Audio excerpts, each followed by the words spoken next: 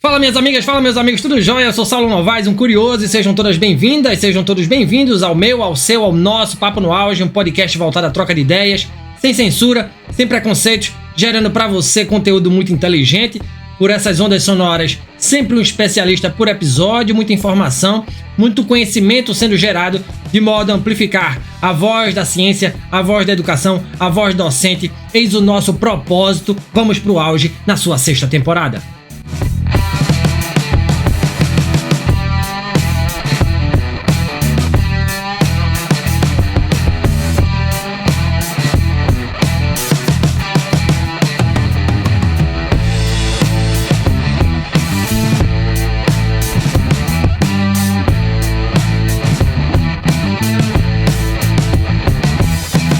A memeificação do trabalho formal no Brasil revela um fenômeno cultural que transforma o cotidiano laboral em crítica social por meio do humor. Memes sobre empregos formais expõem desigualdades, pressões e frustrações vividas por trabalhadores, especialmente os mais jovens. Esse retrato irônico e viral contribui para a construção de um imaginário coletivo que desvaloriza o emprego de carteira assinada e rechaça os direitos trabalhistas conquistados ao longo dos anos. Com isso, cresce entre os mais novos a relutância em aderir a modelos tradicionais de trabalho. Tal movimento reflete mudanças nas relações sociais, nas expectativas de futuro e nas dinâmicas do mundo laboral contemporâneo. Bora entender isso?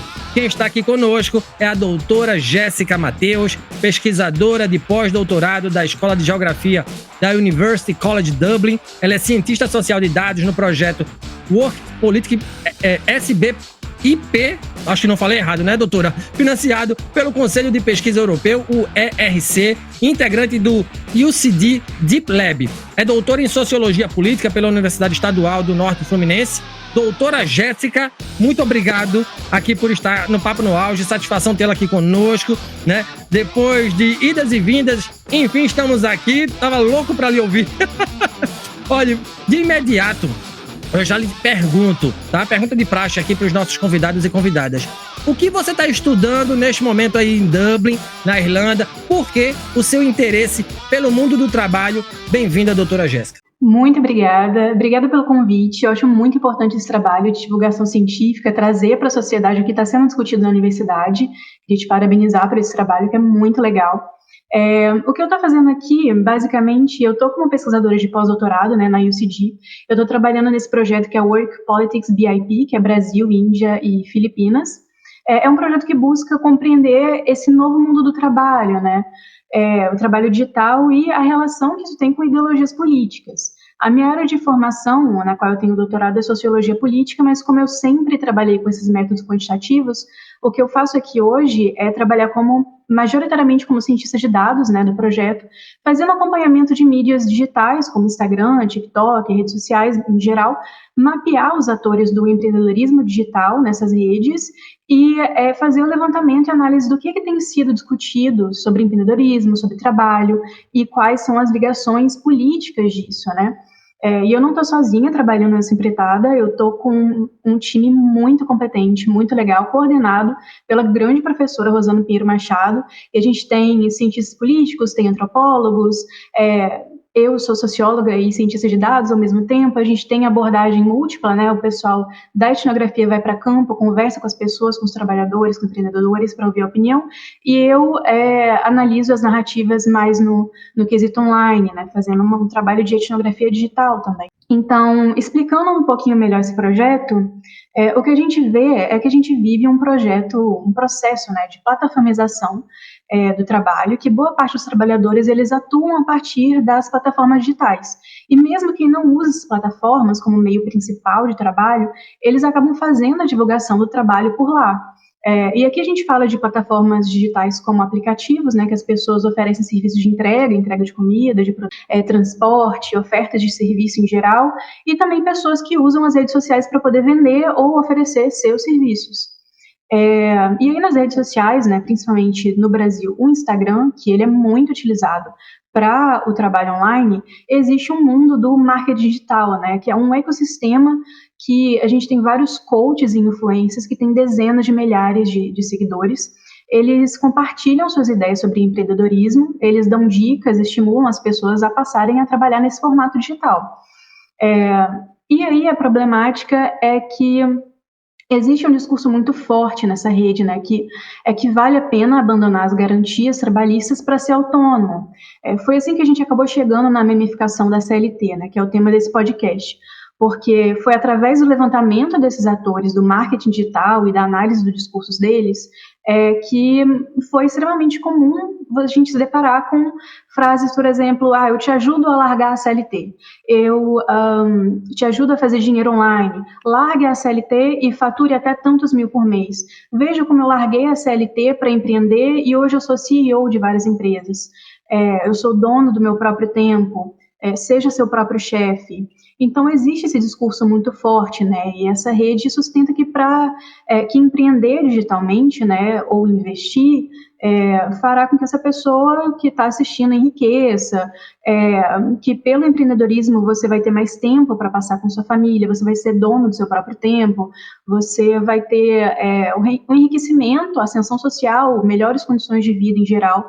Mas esse discurso de superação, ele não se concretiza quando a gente vai para a análise dessas contas, né? A gente reuniu juntos uma base de 1 milhão de pessoas que estão no Instagram, nas redes sociais, acompanhando esses influencers para dicas de empreendedorismo e comprando esses cursos de marketing digital. E o que a gente viu em termos de crescimento dessas contas, essas pessoas que estão empreendendo online, é que muito poucas têm algum crescimento. A maioria não tem crescimento real ou tem muito pouco. E mesmo nesses casos que se nota um crescimento, isso não pode ser, é muito difícil de falar que isso realmente fez com que a pessoa melhorasse a qualidade de vida, porque por mais que você ganhe seguidores no Instagram, isso não se traduz automaticamente em mais vendas, em melhor qualidade de vida através de monetização desse conteúdo. Então, foi explorando essa narrativa de coach de empreendedorismo digital que movem essa campanha anti-CLT que a gente vê, que eu acabei ficando curiosa, né, sobre o tema e comecei a analisar como o conteúdo nas redes sociais retrata o regime CLT e como que essa imagética, né, da CLT ela é construída. E foi nesse processo que surgiu essa ideia de fazer análise dos memes.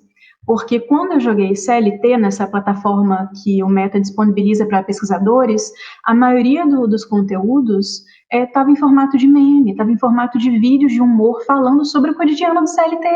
E aí é um tema pesado que é retratado com humor, né? Que trazem denúncias muito sérias sobre precarização do trabalho no Brasil. E aí você tem temas, né? Que são a exaustão do trabalhador, a desmotivação, a carga horária abusiva, salários baixos, conflitos no trabalho, acúmulo de função, gestão autoritária, e mesmo se tratando, de novo, né, de temas muito sérios, como demissão, exploração, o humor ele continua sendo a narrativa dominante nesses memes. Doutora, veja, obrigado por suas explicações iniciais. Você já deu uma pontuada aí, e eu queria que a gente aprofundasse aqui agora o que é um meme e por que ele é tão representativo da cultura digital, né? Eu lembro que esse era um tema, ou esse era um campo de discussão que no meu tempo de letras, do ponto de vista discursivo, era inimaginável. Eu sou formado ali em 2000, 2005, inimaginável você pensar, né, nesse tipo de recurso linguístico naquela época. Hoje é palco do seu trabalho, né? O que é um meme, doutora?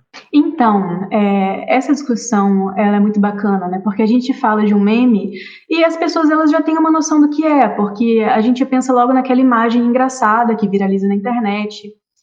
Mas o conceito ele vai além do humor, né? Porque sociologicamente esses memes eles se tornam formas de comunicação que são muito simbólicas, né, e eficazes dentro de uma cultura digital, porque eles são capazes de condensar ideias muito complexas num formato curto, né, visual, que é fácil de compartilhar.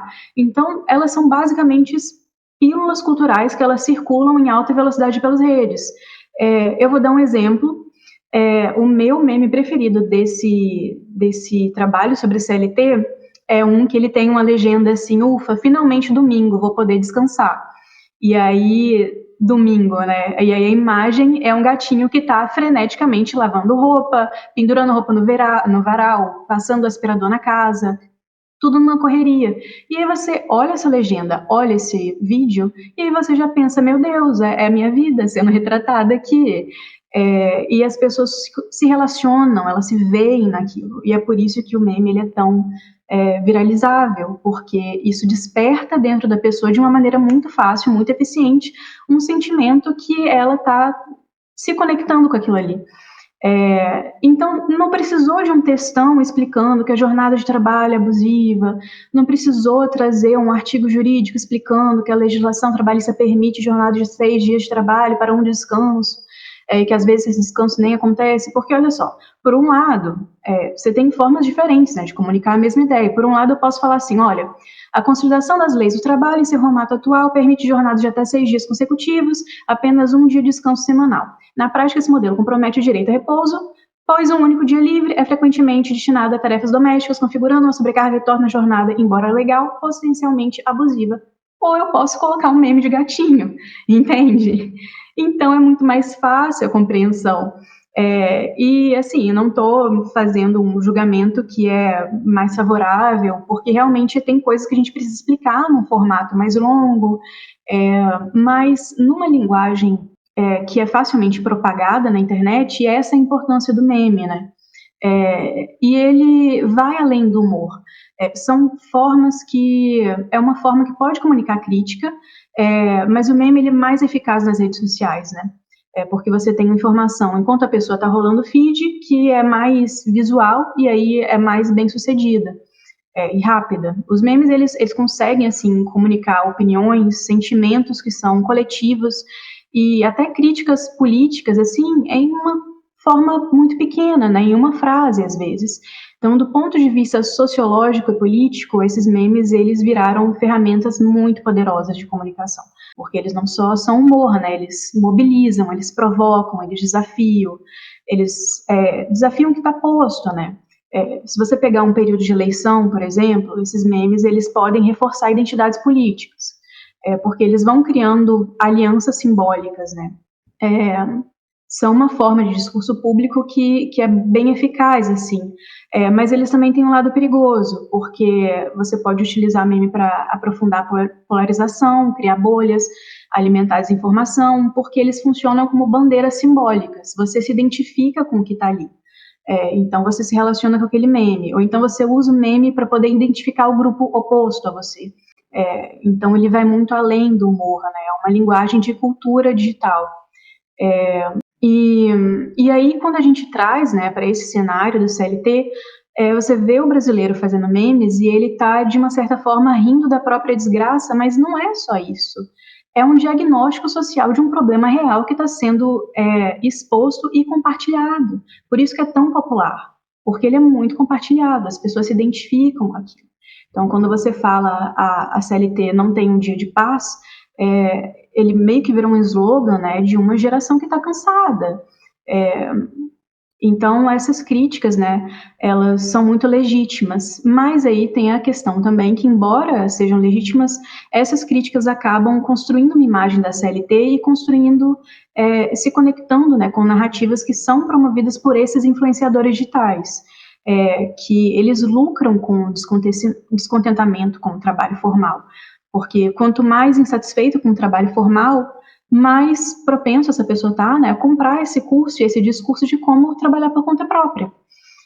Então, é uma promessa de liberdade financeira que também é ilusória e que reforça a mesma precariedade, né, mas de uma forma ainda mais arriscada. Então, esse discurso muito legítimo de frustração com o trabalho formal, ele pode ser captado para propósitos que são mais individualizantes e que desmobilizam uma pauta coletiva. Show. Muito mais didático do que isso é impossível. Olha, veja, eu te achei na internet por um texto que você dizia que o CLT, né, ou a CLT, o CLT, pessoa, né, trabalhador, a CLT, a lei, né, não tem um dia de paz.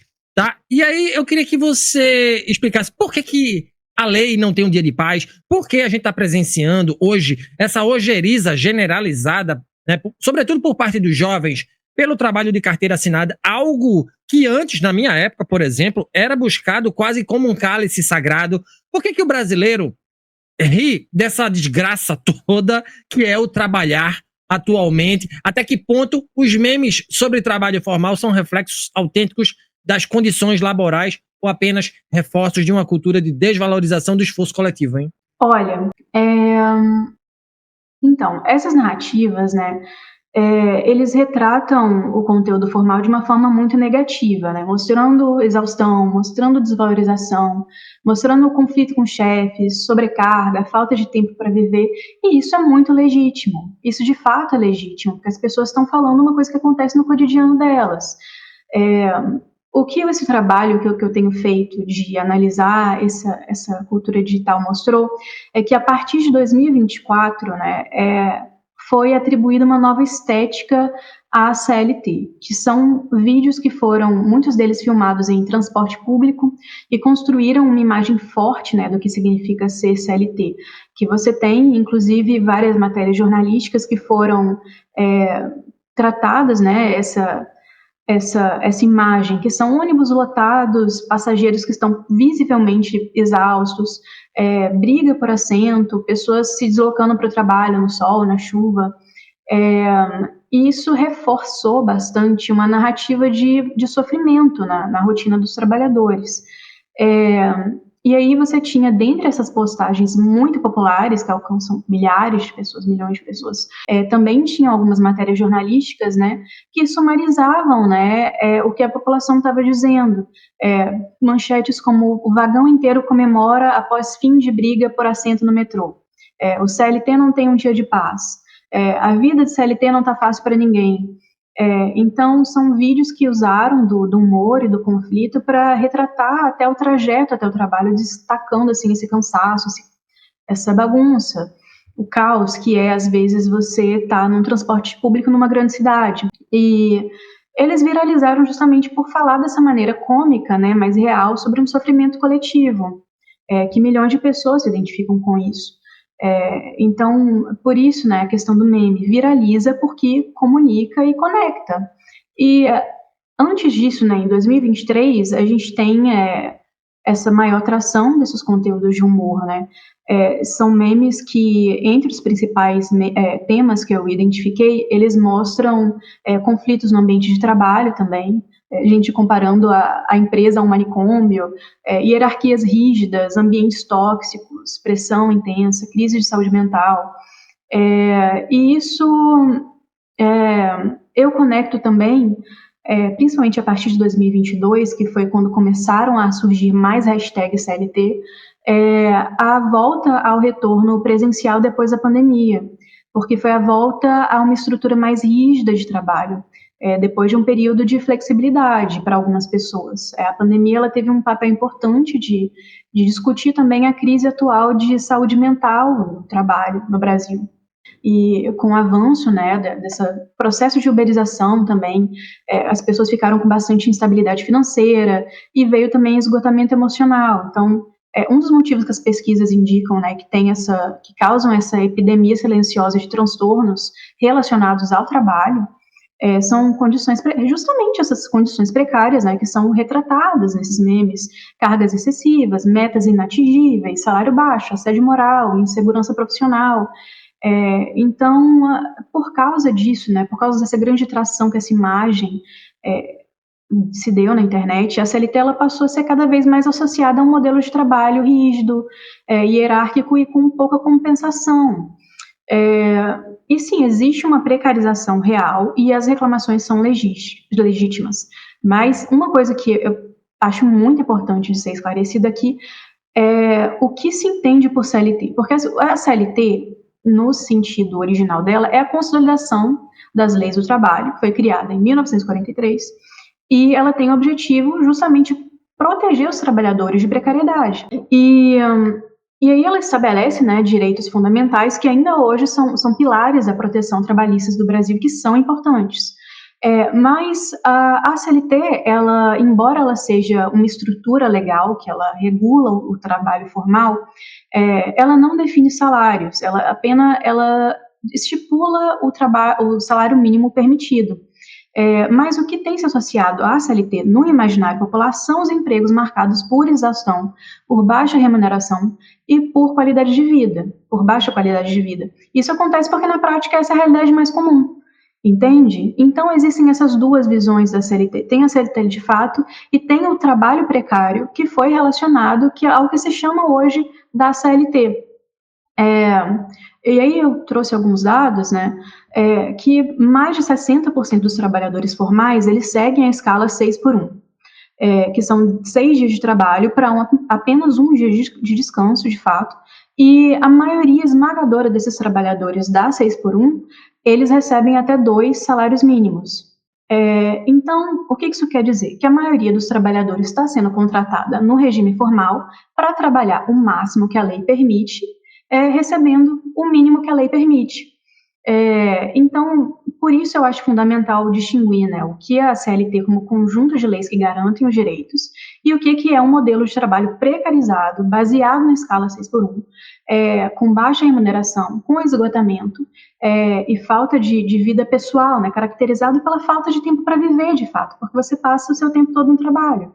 E aí o que você tem visto vários estudiosos falando é para ter algum ceticismo contra essa rejeição à CLT, porque as pessoas ainda querem direitos, elas ainda querem garantia de direitos, ainda é um sonho para muitas. As pessoas elas seguem desejando férias remuneradas, 13º, licença maternidade e paternidade também, aposentadoria. E elas querem ter certeza que mesmo se elas sofrerem um acidente de trabalho, por exemplo, elas vão continuar ganhando para poder fazer uma compra no supermercado, que elas não vão parar a vida porque elas estão sem condição de trabalhar. Então eu acho importante levantar esse ponto, né? O que tem sido construído como narrativa sobre a CLT e o que de fato é a CLT como legislação. Veja, é muito bacana a tua fala. E aí eu queria te fazer uma pergunta que não está no nosso roteiro, mas muito pautada na tua experiência fora do Brasil, tá? Você está em Dublin, na Irlanda, e provavelmente deve conhecer muitos trabalhadores, não só irlandeses, mas talvez outros países do continente. Como é que a Europa tem tratado essa questão do trabalho frente a tanta tecnologia, né, a precarização do trabalho via plataforma? Como é que você tem percebido isso? Essa discussão na Europa, por exemplo, que talvez a gente possa, claro, sendo positivo, a gente se mirar no exemplo europeu, trazer para cá. Olha, são parâmetros muito diferentes, né? Porque aqui existem sim algum tipo de precarização, pessoas que trabalham o regime de trabalho parcial, assim, part-time, né? Que são trabalhos parciais em um lugar e acumula com outro, gente, principalmente imigrantes, que têm vários empregos ao mesmo tempo. Isso é permitido, mas assim, a questão aqui é muito diferente, porque o que a maioria dos trabalhadores irlandeses, né, principalmente, e trabalhadores formais que trabalham em regime de tempo integral, eles trabalham o famoso 9 to 5, que é de 9 a 5. Eles não trabalham de 8 a 6, como no Brasil, é de 9 a 5 e são 5 dias por semana. Por exemplo, trabalhando 39, 40 horas por semana. E aí é muito comum que se folgue 2 dias da semana, né? Pelo menos até onde eu sei, porque não é o meu principal tema de estudo essa questão das diferentes organizações assim, de trabalho em legislações de outros países. Mas essa discussão aqui, ela não está tão forte quanto a do Brasil, porque do Brasil a gente tem essa movimentação a partir da coisa da 6x1, principalmente com a atração que isso ganhou na internet. Boa, e a gente vai fazer uma pergunta a você já sobre essa jornada 6x1. Obrigado, doutora Jéssica, por essa explanação. Veja, hoje todo mundo quer ser empreendedor, né? E às vezes as pessoas não têm nem dimensão do que essa palavra enseja, né? Não tem nem dimensão. O cara, fazendo de forma muito rasa aqui, né? O cara entrega via aplicativo, né? Comida via iFood e se acha no direito de dizer que está empreendendo muitas vezes, ou o cara que trabalha com Uber, né? Transporte de passageiros, enfim. e não entende que está sendo submetido a um trabalho precarizado, né? E se você vai discutir com essa pessoa, ela não entende. Ela não entende, você vai ficar, né, falando para as paredes. Tá? A minha pergunta é, por que esse discurso do empreendedorismo é tão exaltado nestes tempos? O que é que está em jogo com esse discurso que flerta com autonomia e maior disponibilidade do relógio, hein? Então, essa pergunta é importante, né? Porque as pessoas têm essa coisa de ser seu próprio chefe. E aí você tem esse uso amplo da palavra empreendedor no Brasil. E isso tem a ver com essa campanha de desvalorização da CLT conduzida principalmente por essa rede de coaches, de influenciadores do marketing digital, né? Como a gente aponta nesse projeto. Esses produtores de conteúdo, né, que eles dominam essa cena do empreendedorismo nas redes, principalmente no Instagram, eles somam muitos seguidores, é uma rede massiva e é uma rede também vinculada, como a gente comprovou nos últimos trabalhos, a movimentos de extrema-direita, que está muito associada a isso. E é praticamente impossível você navegar pelos conteúdos do Instagram, por exemplo, se você for agora, eu estou pensando em como empreender ou conseguir renda extra. Se eu abrir o Instagram, é muito difícil eu não esbarrar nessa rede procurando conteúdo sobre empreendedorismo, porque eles dominam muito essa rede. Então, acaba que você procura, né, como fazer renda extra, como complementar a sua renda, como começar a empreender, dicas de marketing digital, e você acaba caindo numa rede de extrema-direita, com valores altamente individualizantes e neoliberais. E quando o CLT começou a ganhar visibilidade nas redes, né, no final de 2022, esses conteúdos compartilhados, né, eles eram primeiramente relatos de pessoas que haviam abandonado seus empregos formais para poder empreender e alcançar a liberdade financeira, né, entre aspas. E aí, esse tipo de conteúdo vindo dos empreendedores, ele surgiu antes mesmo dos posts virais vindo da classe trabalhadora. Ou seja, a crítica à CLT, ela não começou de baixo, ela começou vindo dos coaches, como parte de uma estratégia que o que a gente sabe hoje é um marketing que é no formato de uma pirâmide digital, onde os grandes influencers, né, eles lucram muito com essa narrativa e você tem as pessoas na base da pirâmide comprando esses cursos e tentando crescer. E essas narrativas promovidas por esses perfis de empreendedores, elas apresentam o trabalho formal como um obstáculo a ser superado, né, um obstáculo ao crescimento pessoal e à liberdade. E o que os coaches oferecem, né, como troca disso, é um modelo de empreendedorismo que, além de precário, ele é individualista, ele é instável e ele é vendido como se fosse o melhor caminho para autonomia e realização financeira. E aí, quando a gente junta a narrativa que a gente tem sobre o trabalhador formal, que a gente conversou antes, nessa narrativa dos coaches, dos influencers, o trabalhador formal ele é visto quase como um otário, porque ele tem um chefe, ele fica com o chefe respirando no cangote dele o dia inteiro, falando o que ele tem que fazer. Ele não é dono do próprio tempo, porque ele trabalha em escala 6x1. Ele cumpre um horário rígido, ele ganha pouco. Então, eles usam essa narrativa anti-CLT para poder vender o empreendedorismo como solução de todos os problemas, entendeu? E aí essa rede lucra com o descontentamento crescente com esse modelo de trabalho formal, promovendo essas vendas de cursos, né? De enriquecimento rápido, de como investir, de empreendedorismo. E essa rede reforça uma narrativa dominante, que é a independência financeira. A realização pessoal, ela não é possível através do trabalho formal. Ela é possível por meio do empreendedorismo digital. Então, tem uma narrativa que é impulsionada, né, porque você tem essa questão também, você pode impulsionar um discurso pelas redes sociais se você pagar por esse impulsionamento. E nisso você promove esses valores, né, como autonomia, como flexibilidade de horários, como a ideia de ser dono do seu próprio tempo e ser o seu próprio chefe. O problema de tudo é que essa narrativa idealiza um modelo que ele é muito cheio de incerteza.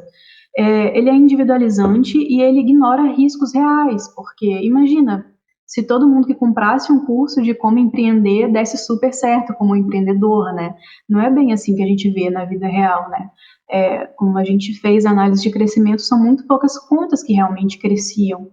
E esses casos de sucesso, né, que são poucos, eles funcionam muito mais como miragens motivacionais do que como exemplos realmente replicáveis. E tem uma coisa que não fica explicitada também, né, porque às vezes você defende alguns regimes de autonomia, né, de trabalho como autônomo, que você acaba, você é dono do seu próprio tempo, você pausa quando quer, mas você precisa trabalhar muito mais para ganhar aquela determinada quantidade de dinheiro. E, enfim, voltando, né, a percepção sobre a CLT, ela vai, então, sumarizando aqui, aconteceu ao redor de 2 fatores, né? A primeira é a frustração legítima dos trabalhadores formais com as condições de trabalho, e a segunda é uma campanha ativa na internet, promovida por quem lucra mais com o empreendedorismo, vendendo curso, e lucra mais com menos direitos trabalhistas. Então, quando a gente combina, né, voltando ao conteúdo que é produzido pelos trabalhadores, você combina a falta de tempo e o desconforto vivenciado pelos trabalhadores formais com a narrativa promovida pelos coaches digitais. Não é surpresa que as pessoas elas vejam essas narrativas e se sintam atraídas por alternativas que promovem mais liberdade de tempo e independência financeira. Quanto mais precárias são percebidas as condições dos trabalhadores formais, mais tentadoras se tornam as narrativas que enfatizam a responsabilidade individual, que retratam o emprego formal como um entrave ao avanço pessoal e econômico, né, e que vendem essa miragem de ser o CEO da sua empresa, de ser seu próprio chefe. E isso não, por isso que quando a gente vê as pessoas falando isso, não surpreende, porque as pessoas elas sonham em empreender para ter o próprio negócio porque elas querem ir de CLT para CEO. Elas querem autonomia, elas querem flexibilidade. Eu gostei da miragem motivacional, adorei esse termo, inclusive. O ressentido é um prato cheio para o charlatanismo, né? O ressentido é um prato cheio, Veja, recentemente a gente viu aí a discussão do fim da jornada 6x1. Essa discussão tomou conta da boca miúda. O debate ganhou tração em Brasília e vai bater nos escritórios Brasil afora, tá? Pensando num país como o nosso, forjado na violência física e simbólica, de cultura escravocrata, com tanta desigualdade social, o que representaria a diminuição dessa jornada de trabalho, doutora Jéssica? Você acha que o empresariado brasileiro compra, de fato, essa pauta? Teremos apoio dos jovens nesse debate ou eles já estariam cooptados pela lógica meu negócio, minhas regras? Essa é uma pergunta muito interessante, né? Mas assim, para mim, assim, no meu trabalho e pessoalmente também, interessa menos o que o empresariado vai pensar do que o que a população pensa e sente, né? Porque a gente está falando de uma parcela enorme da população brasileira que precisa de mudanças concretas. Então, tem uma galera vivendo em precariedade, seja no regime formal ou informal. Alguma coisa precisa ser feita sobre isso, né?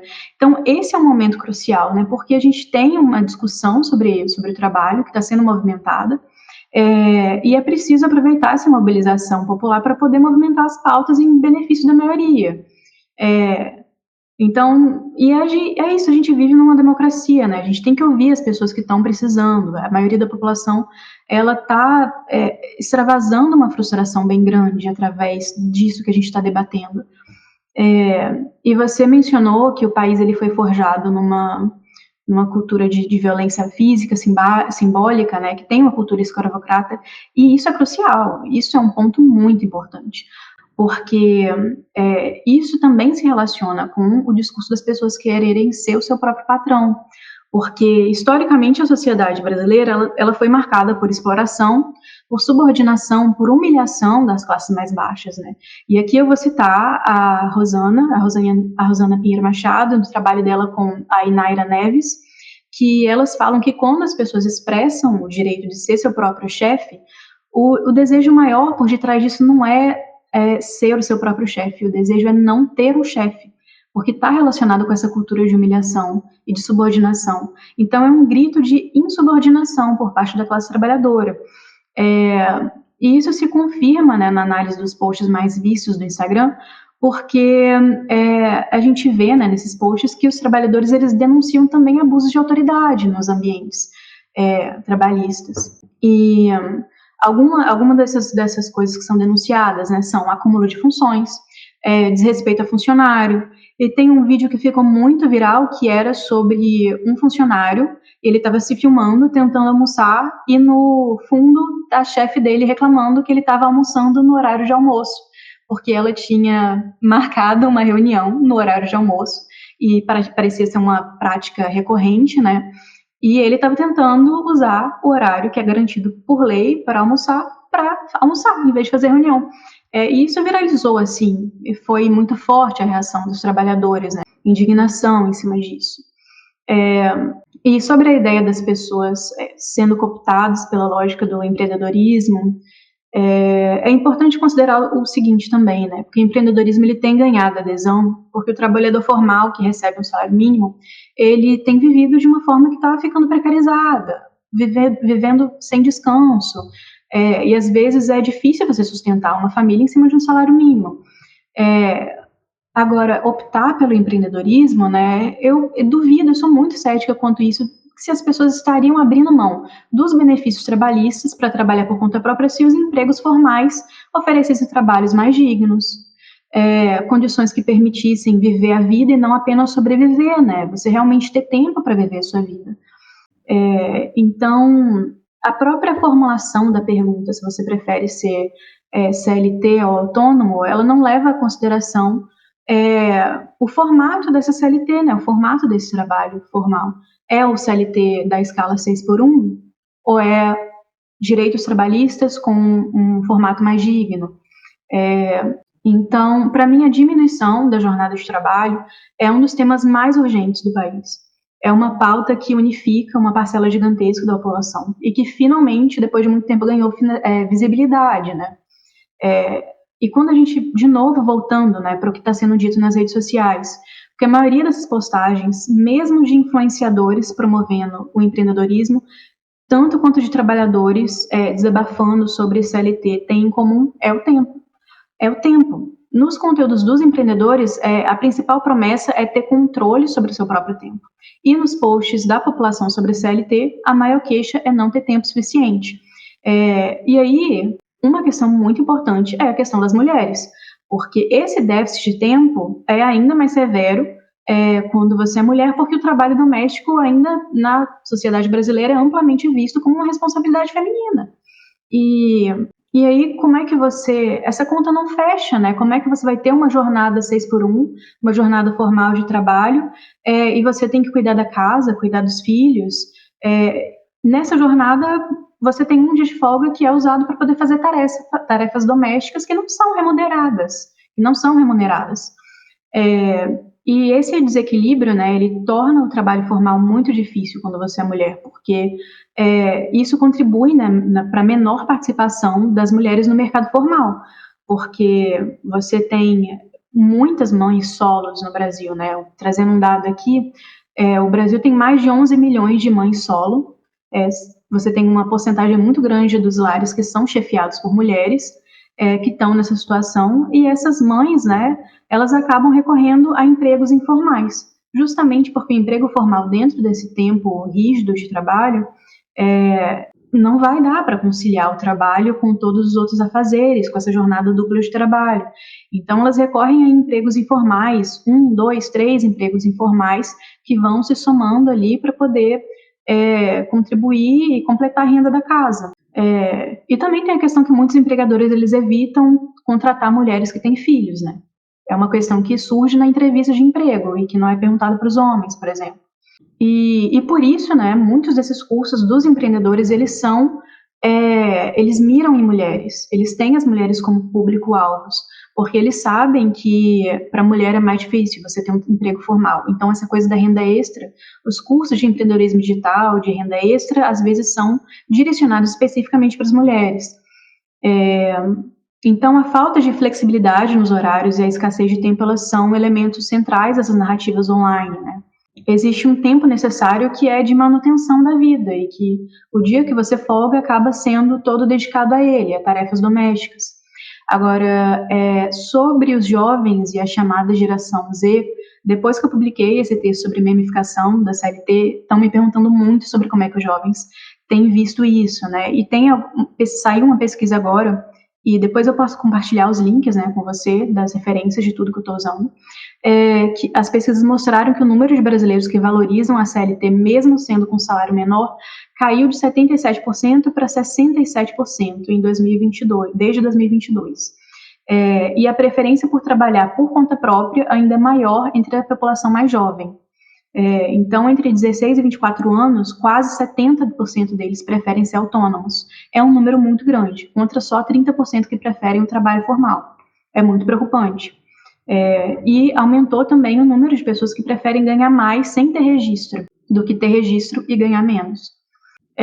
Então, o que acontece com os jovens, que eu vejo assim no meu trabalho, né, o que eu tenho para mim, é que nessa fase que os jovens eles estão começando a pensar sobre os seus futuros, eles estão observando os seus familiares, os adultos ao redor deles, as pessoas, mesmo na internet, falando sobre como elas se relacionam com o trabalho, sobre como elas vivem a rotina de trabalho, e o que eles veem é uma geração anterior que trabalhou demais, que viveu pouco, que está com a aposentadoria cada vez mais distante e mais incerta, e diante disso tudo é natural, né, que eles queiram se distanciar desse modelo, trilhar um caminho diferente das gerações anteriores. É uma geração que valoriza o tempo livre, que valoriza a saúde mental, que valoriza a autonomia. É uma geração que cunhou expressões como salário mínimo, esforço mínimo, como quiet quitting, né, que é você fazer só o básico da sua obrigação, e se você estiver sendo pago o salário mínimo, você faz o esforço mínimo, você não fica fazendo muitos extras, né, você faz o que você é pago para fazer, exatamente como você é pago para fazer, seu trabalho. Então, essa geração ela não vê mais o trabalho, talvez, como tão central à identidade e não vê tanto sentido num esforço que, às vezes, não é recompensado, né? O que você vê é que o trabalho ele é um meio, e se esse trabalho não for digno, ele vai ser minimizado. E se a gente quiser, né, mesmo contar com o apoio dessa geração para melhorias das pautas trabalhistas, é preciso começar pela maior valorização do trabalhador e diminuição da jornada de trabalho. É preciso fazer com que a CLT volte a ser sinônimo de dignidade. Palavra abalizadíssima. Obrigado, doutora. Obrigado, doutora Jéssica. Veja, para a gente fechar aqui, eu queria saber o seguinte de você, tá? Se a precarização do trabalho formal no Brasil enfraquece vínculos empregatícios e desestrutura a seguridade social, quais serão as consequências de longo prazo para uma geração que, ao evitar empregos formais, como você disse na fala anterior, também se afasta das contribuições previdenciárias, dos direitos trabalhistas e da possibilidade de um futuro minimamente protegido? Então, como eu comecei a articular com você, eu tenho uma certa cautela com essas pesquisas que mostram, né, um aumento do número de pessoas que dizem rejeitar a CLT por causa do que elas veem como CLT hoje. O que essas pessoas estão rejeitando não são os direitos trabalhistas, como o 13º, férias remuneradas, proteção em caso de acidente. O que elas estão rejeitando, de fato, é um modelo de vida em que se trabalha demais e mal se consegue pagar as contas. Então, o que a gente está convencionado a chamar de rejeição da CLT é uma rejeição à precariedade, né, que vem se associando a um trabalho formal, que são jornadas exaustivas, baixo salário, pouco tempo livre, falta de saúde mental. E o que acontece, isso acontece, né, porque hoje a realidade de muitos empregados formais é a troca de 1 ou 2 salários mínimos por 6 dias da vida da pessoa semanais. Então, frisando de novo, né, que a CLT em si é um conjunto de leis trabalhistas e que pode e deve ser reformulada para se adaptar às novas realidades. A última mudança que a gente teve, inclusive, foi na pós-pandemia, ou durante a pandemia, né, sendo mais exato, que foi para incluir a regulamentação do trabalho remoto. Então, o problema não é a CLT como garantidora de direitos trabalhistas para os trabalhadores formais. É, sim, um modelo de trabalho que tem sido oferecido sob esse teto da CLT. Então, quando a gente pensa em uma consequência de longo prazo, é preocupante porque quanto mais as pessoas se afastam do emprego formal, mas elas também se afastam de uma mobilização para a melhora desse emprego formal. Elas se afastam dos direitos garantidos por lei e a possibilidade de lutar por um futuro minimamente protegido, né? A aposentadoria entre esses direitos. Então, se não for mobilizada uma resposta coletiva, o risco é que a gente acabe desenvolvendo uma geração que cada vez mais é desmotivada a lutar por pautas coletivas e cada vez mais afastada de uma proteção social. Então, as redes sociais, eu acho importante frisar que elas têm um papel crucial nisso tudo, porque existem duas grandes narrativas dominantes circulando nas redes. Se de um lado você tem os desabafos coletivos de trabalhadores que compartilham a indignação com esse modo, né, de viver, falando de exaustão, baixos salários, e que podem sim servir para uma mobilização dessa consciência que as pessoas elas estão passando por essa situação, essa consciência coletiva, que tem muita gente passando por essa situação. Ao mesmo tempo, do outro lado, você tem a narrativa dos coaches de marketing digital, que lucram com esse descontentamento ao vender uma ideia de liberdade financeira que é por meio do empreendedorismo. Então, essas postagens, elas têm um lado que é ambíguo. Elas são uma faca de dois gumes, digamos assim. Porque, por um lado, elas podem ajudar a criar consciência coletiva e denunciar as falhas do modelo trabalhista atual, e, por outro, elas podem ser cooptadas por discursos que promovem soluções individuais, que são descoladas da realidade da maioria.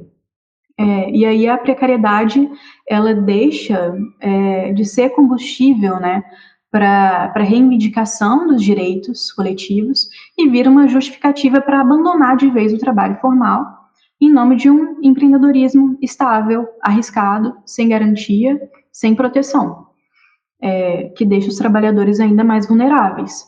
Então, essa lógica, né, ela está sendo muito internalizada, principalmente por crianças, né, que elas crescem tendo contato com esse conteúdo, e isso é muito preocupante.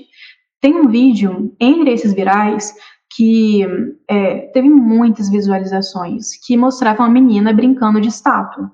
Só que, em vez dela falar estátua, ela fala, quem mexer vira CLT. Ou seja, ameaçando a pessoa de virar CLT se ela se movesse. Então, a CLT ela vira uma ofensa, uma coisa a se evitar. Isso é muito simbólico. Você já tem dados hoje mostrando que a maioria dos jovens brasileiros, cerca de 75% dos jovens brasileiros, eles querem ser influenciadores digitais. E muitas vezes contando com o apoio dos próprios pais, que incentivam isso. Essa cultura do empreendedorismo, ela é uma armadilha muito perigosa, né? Porque ela não oferece garantias e ela transfere para o indivíduo toda a responsabilidade pelo seu próprio sucesso ou pelo seu próprio fracasso. Ela desconsidera completamente o contexto social, econômico, estrutural em que o indivíduo está inserido. Então, e mais do que isso, né, essa cultura ela atua ativamente para o esvaziamento de uma consciência coletiva, porque você coloca o CLT ou o PJ como uma escolha individual. Esses coaches, né, que eles participam da reformulação do imaginário das pessoas, eles tendem a desmobilizar agendas públicas por condições de lutas mais justas, porque eles colocam isso como uma escolha que você tem que fazer. Você quer continuar no emprego que ele tá vendo? Ele é marcado por precariedade. Ou você quer arriscar por conta própria, pelo seu próprio trabalho, pelo seu próprio mérito, comprando meu curso, entendeu? E aí, como a gente mostra aqui no Deep Lab, a grande maioria desses influenciadores digitais, ele está alinhado com a extrema-direita. Estão inseridos numa rede de extrema-direita que, por sua vez, defende um Estado mínimo, retirada de auxílios e incentivos, justamente das parcelas mais vulneráveis da população. Então, para resumir, né, o discurso do empreendedor de si mesmo, ele é promovido como libertador, mas, na verdade, ele reforça uma lógica de exclusão e de individualismo mesmo, enfraquecendo a noção do trabalho como um direito coletivo, um direito por dignidade coletiva e desviando o debate das estruturas que realmente sustentam essa desigualdade. Então, se não houver uma resposta política forte, capaz de oferecer um novo modelo de trabalho que seja justo, que seja digno, que seja sustentável, o risco é que a gente veja uma geração deixando cada vez mais de lado o trabalho formal para poder atuar sem proteção e sem segurança. É preocupante, doutora. É preocupante. Ainda bem que temos aliados e aliadas como você, que traz estudos abalizados sobre essa temática e sobre essa preocupação, que é genuína, tá? Assim, eu penso muito pelos meus filhos, que são ainda crianças, e que mundo a gente está entregando a eles, que mundo do trabalho a gente está entregando a eles a partir de tudo isso que está posto e que você muito bem falou aí no seu discurso, tá bom? Infelizmente a gente chega ao fim do Papo no Auge de hoje. Eu conversei com a doutora Jéssica Mateus, pesquisadora da Escola de Geografia da University College Dublin, na pauta a memeificação do trabalho formal no Brasil. Doutora Jéssica, obrigado por sua participação aqui no nosso podcast, uma grande participação, valeu demais. Quem quiser trocar ideias com você sobre a temática aqui discutida, como fazer, muito obrigado, tá? Obrigada, eu que agradeço pelo convite, pelo seu trabalho de divulgação científica, acho muito importante. Obrigada por trazer esse espaço, para debater esse tema que é muito importante. Para quem quiser saber mais sobre a pesquisa, tem o site do Deep Lab, que a gente tem um relatório completo sobre plataformização do trabalho e as redes sociais como plataforma de trabalho. Também tem o meu texto lá sobre memificação do trabalho formal, e eu estou disponível, lá tem o meu e-mail e estou disponível pelo Instagram também. Show, doutora. Obrigado, tá? Valeu muito. Obrigado mais uma vez por sua participação. Um abraço. Eu que agradeço. Valeu. E se você gostou desse conteúdo, não esqueça de avaliar o podcast Papo no Auge nos principais agregadores de áudio. Nos siga nas mídias sociais, no Instagram, @Papo no Auge, no LinkedIn, Saulo Novaes. Compartilhe o nosso programa na sua rede de amigos. Estamos integralmente nos principais agregadores de podcast e também no YouTube. Quer ser um parceiro do Papo no Auge? Então se associe ao nosso programa por meio da plataforma Catarse de financiamento coletivo e também via Mercado Pago. Com planos de 5, 10, 30, 50 e 100 reais, você se torna um membro de nosso podcast e nos ajuda a conversar com mais professores mundo afora. Um grande abraço a todo mundo e bora pro auge.